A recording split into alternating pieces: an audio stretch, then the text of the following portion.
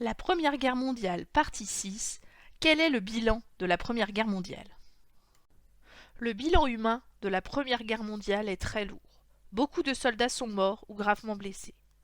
En France, un homme sur 10 en âge de travailler est mort ou blessé. C'est la guerre la plus meurtrière de l'histoire de France. C'est pourquoi on l'appelle la Grande Guerre. En Allemagne également, le nombre de morts et de blessés est très important. Les dégâts matériels aussi sont très importants.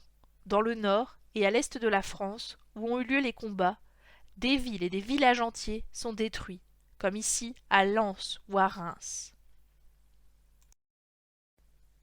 Dès 1919, les communes font construire des monuments aux morts afin de rendre hommage à leurs habitants morts pendant la guerre et à se souvenir de leurs sacrifices.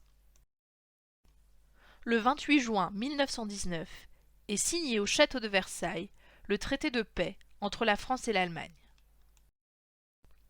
Le traité demande à l'Allemagne de payer d'énormes sommes d'argent en guise de réparation. Cela va être très mal vécu par les Allemands et sera une des causes de la Seconde Guerre mondiale. En 1933, Hitler prend le pouvoir. Comme le rapporte Hermann Rauschning dans son livre, il dit « Nous ferons grandir une jeunesse devant laquelle le monde tremblera. Une jeunesse cruelle qui n'aura peur de rien. Elle saura supporter la douleur. Elle ne sera ni faible ni tendre. Je la ferai s'entraîner à tous les exercices physiques. Ces jeunes gens apprendront à dompter la peur. L'Allemagne ne sera véritablement l'Allemagne que lorsqu'elle sera l'Europe. Tant que nous ne dominerons pas l'Europe, nous ne ferons que piétiner.